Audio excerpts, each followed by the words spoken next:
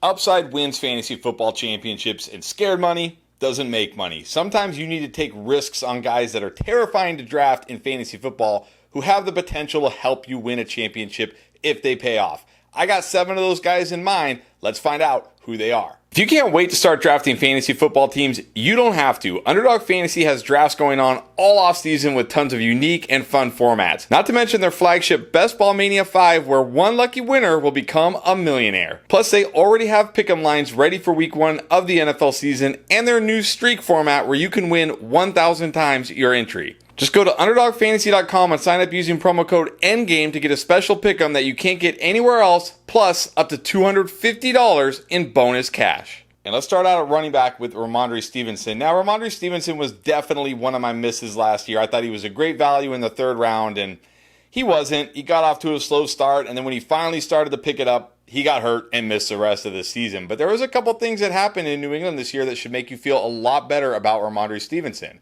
Number one, they signed him to a 4-year, $36 million extension that they did not need to do. That shows that the coaching staff, the new coaching staff, by the way, has confidence in Rhamondre Stevenson as the number 1 back. And number 2, they upgraded that QB room. I mean, it was hard to be worse than last year with Mac Jones and Bailey Zappi, but they drafted Drake May in the 1st round. They signed Jacoby Brissett. Now, Jacoby Brissett, nothing special at QB, but we've seen him as a QB for teams. He's at least serviceable. Even last year, remember, when they benched Sam Howell for Jacoby Brissett in Washington, that offense kind of took off. Now, I don't expect the Patriots to be one of the best offenses this year, but they were so bad last year that they almost have to be better. And it's not also out of the question to think Rhamondre Stevenson can be better. Let's not forget, just 2 years ago, this guy was a league winner for fantasy football. He was great. I don't see why he can't bounce back to something at least close to that. And a lot of the arguments I've seen against Rhamondre Stevenson are because they signed Antonio Gibson, who got a 33% opportunity share in Washington last year. Even if he gets that kind of opportunity share this year, that's still, we're talking 60+% opportunity share for Rhamondre Stevenson.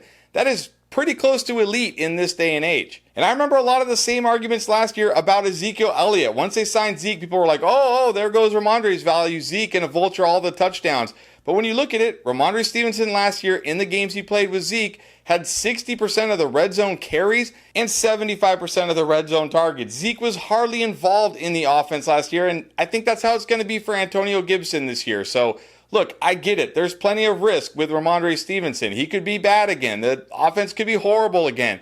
But if he's anything close to what he was a couple of years ago, this pick is going to pay off in such a massive way. And everybody in your league is terrified to draft Rhamondre Stevenson because A, he's on the Patriots, and B, he was so bad last year. So take advantage. Get Rhamondre Stevenson at a value this year. Sometimes going, round 6, round 7, maybe even later, depending on what site you're on. Take advantage of that value. Don't be scared. Draft Rhamondre Stevenson.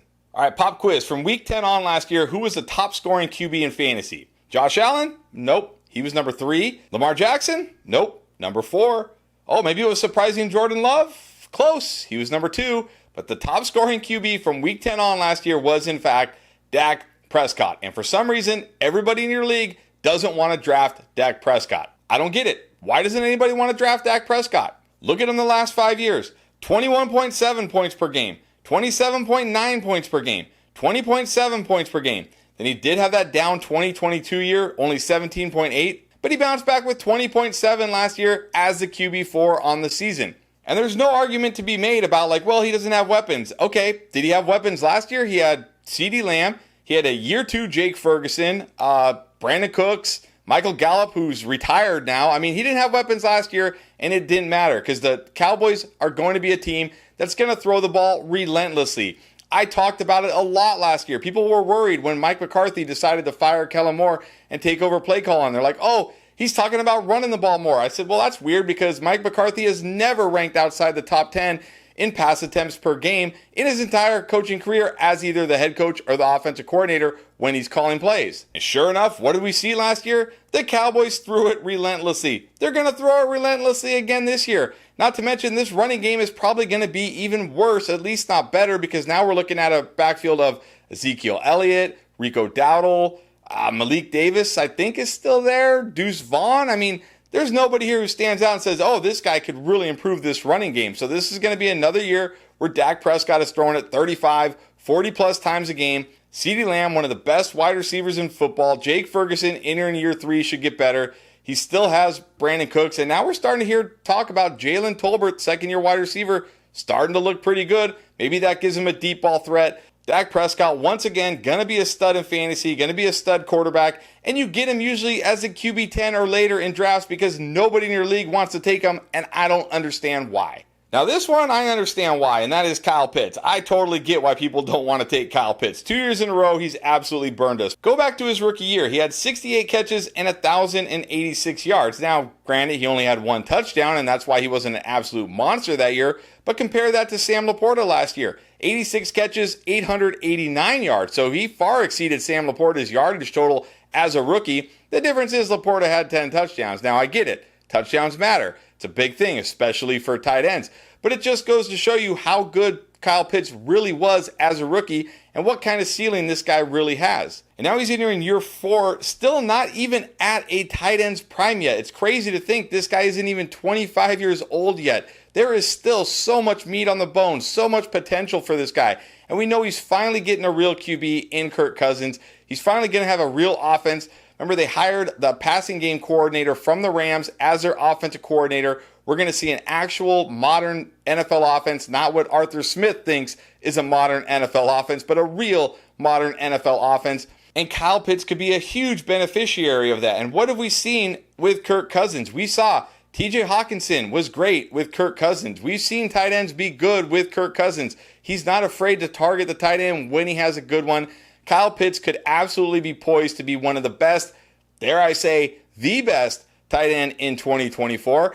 But people are terrified to draft him because 2 years in a row, they've been burned. And he typically goes again, like kind of in those middle rounds. I think he's one of those guys at tight end that if you don't get one of the elite early tight ends and you don't want to completely punt, just bite the bullet, take Kyle Pitts, and if you're really scared, just go ahead and draft somebody else late like Jake Ferguson or Luke Musgrave as a backup in case it doesn't work out. But look, if Kyle Pitts delivers on the potential and the promise we've been expecting, this pick you're going to look back on and say, I am so thankful I took Kyle Pitts. Do you want to win your fantasy league but don't have time to do all the research? Are you tired of drafting mediocre teams and then having to constantly hope you hit it big on the waiver wire just to compete? Do you wish you could have a fantasy expert like Pierre or myself with you while you draft? Well, now you can. With our app DraftLane and our live draft pilot, we will guide you through every pick of your draft and tell you exactly which players we would pick if we were on the clock. Our proprietary algorithm will take into account your league settings, scoring, and roster requirements to identify the best picks every time you are on the clock to ensure you have a winning team from week 1. It's the closest thing you can get to having us there drafting with you. Get the biggest edge in fantasy football. Just go to your app store and search for DraftLane and download it today and get ready to dominate your draft. Now, another guy, I totally understand why nobody wants to draft Christian Watson. It's because this guy is never on the field. I mean, that's the issue here with Christian Watson, right? It's not like you look at it and say, like, well,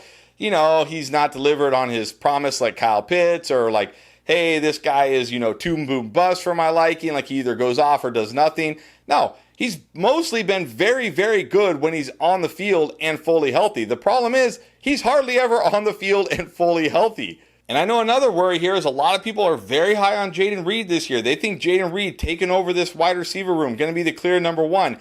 I don't know if there is going to be a clear number 1, to be honest, but I do think if there is a 1A, it's going to be Christian Watson. Again, as long as he's fully healthy. Because you look at it last year when Christian Watson and Jayden Reed ran routes on the field together. Christian Watson, 33 targets to Jayden Reed's 29. Christian Watson, 330 yards to Jayden Reed's 200. Clearly the number 1 guy here. Now, sure, that is a bit of a small sample, but considering that Christian Watson was probably banged up for many of those routes, I'm sure, I think that shows how they view Christian Watson. He's going to be the guy that's going to play the most snaps. He's going to be that outside wide receiver that's on the field, even in 1 wide receiver sets, 2 wide receiver sets. He's always going to be out there, and we know the upside this guy brings to the table. Like week winning, league winning upside. I don't think that can be disputed. What can be disputed here is how many weeks can he win you on your bench or in your IR spot if he's hurt. That I totally get. But look, again, we can't be scared in fantasy football. We need to chase that upside.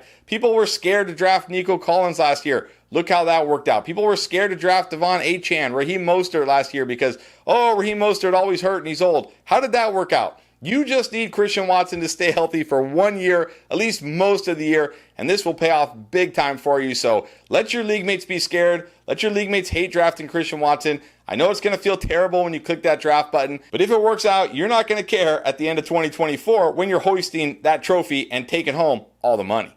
Another wide receiver people really seem to hate to draft, and I don't get this one at all, is Christian Kirk of the Jacksonville Jaguars. Now, sure, Christian Kirk does not have the upside of a guy like Christian Watson like we just talked about. But Christian Kirk is one of those guys, you draft him as your wide receiver 3, your flex in a PPR league, you can just set and forget him pretty much every week and feel great about him. Before his injury last year, he had scored 13 or more PPR points in 8 of his 11 games, and he went over 15 points in 4 of those games. And when you look at this Jacksonville offense, Calvin Ridley now gone, Zay Jones now gone, that's 140 targets they are vacating. Now sure, rookie Brian Thomas will take some. Gabe Davis, I guess we'll get some, but these targets got to go somewhere, and a big portion of them I think are going to go to Christian Kirk. He has that connection with Trevor Lawrence. He knows the system. He knows the offense. And the one thing that's really lacked in his game that's kept him from having that monster weekly upside is touchdowns.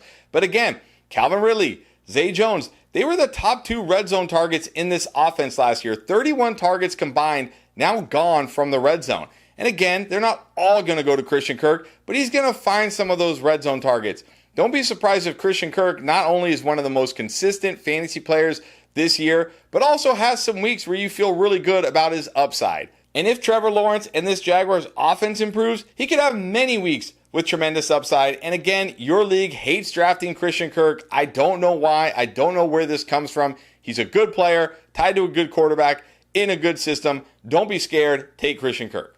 And then another wide receiver that your league mates hate drafting but literally has league winning potential this year is Hollywood Brown.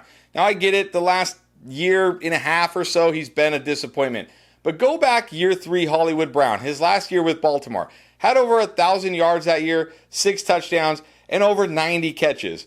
And then look at the start of 2022 when he was traded to the Cardinals and was playing with Kyler Murray. In just 6 games, he had 41 catches, 485 yards, and 3 touchdowns, and he was the wide receiver 5 at that point. Then, of course, he had that foot injury, came back, struggled, and then last year had to play with like Clayton Tune for most of the year. And then when Kyler Murray finally came back, he only got 5 games with Kyler Murray, but 2 of those games, the last 2, he played less than 50% of the snaps. He really only got 3 games with Kyler Murray, and it wasn't even a healthy Kyler Murray. But now what he does get this year is a very healthy, very good Patrick Mahomes and a great Chiefs offense. Probably what's going to be the best offense in the NFL, probably the best passing offense in the NFL. And I know Rashee Rice is there, and I know they drafted Xavier Worthy, but Hollywood Brown is a good player. This is one of those offenses you want a piece of all these guys if you can, because any of these guys can go off at any time. I think Hollywood Brown is the guy that's going to have the most upside in this offense. I think he's going to assert himself as the number 1 in this offense. And again, nobody wants to draft Hollywood Brown in your leagues because, yeah, Hollywood Brown, all hype, no substance. But this year, I think it pays off, and he has his best year ever. So please, don't be scared to draft Hollywood Brown. Take the discount. In fact, on ESPN sites, I think he goes outside pick 100. Like, what are we doing, ESPN? Take the discount on Hollywood Brown. All your league mates hate him, but you shouldn't. This is the year it'll pay off. And then finally, T. Higgins has gone from a wide receiver that was like a 2nd, 3rd round pick, no doubt about it, to a guy that people just hate. And I kind of get it. Like last year was a down year. He battled injury, only played 12 games. Also had to battle the fact that Joe Burrow wasn't out there for the second half of the season. But you look at the 2 years prior, over 1,000 yards each of those years. And now he's playing for a contract, right? He signed that franchise tag. He's going to play all year. He's going to want to get paid next year. He's going to want to show other NFL teams what he is capable of. Of course, the big issue here is Joe Burrow has to stay healthy, but we have to bet on Joe Burrow staying healthy. I mean, if we're not going to bet on Joe Burrow staying healthy, don't draft Jamar Chase either, because he was pretty bad down the stretch last year too without Joe Burrow. But if Joe Burrow stays healthy, this is an offense that can support both Jamar Chase and T. Higgins as high-end fantasy wide receivers. And it's not like we've never seen it from T. Higgins. We have seen it from T. Higgins. He's still young. He's still in the prime of his career. It's not like he's old. It's not like he's dusty. T. Higgins has the potential, and he's shown the potential to be the kind of guy that can help you win a fantasy championship. And none of your league mates want to draft him because A, he was bad last year, and B, I don't know, I guess because he was bad last year and he's not Jamar Chase. I guess that's the only excuse here. I don't know. Ask your league why they don't want to draft T. Higgins. Actually, don't do that because maybe they will draft T. Higgins. Instead, Don't worry about why they don't want to draft T. Higgins. Just put him on your fantasy team. You can normally get him like in round 5, round 6 of fantasy drafts this year. I don't understand the hate here. Don't be scared. Take T. Higgins as your wide receiver 3 flex play with incredible weekly upside. So there's 7 players that your league hates drafting or is just too scared to draft that you absolutely need to take. But who are 6 players in the middle rounds of your draft that I think you have to come out of with, if at all possible? Well, I let you know in this video right here.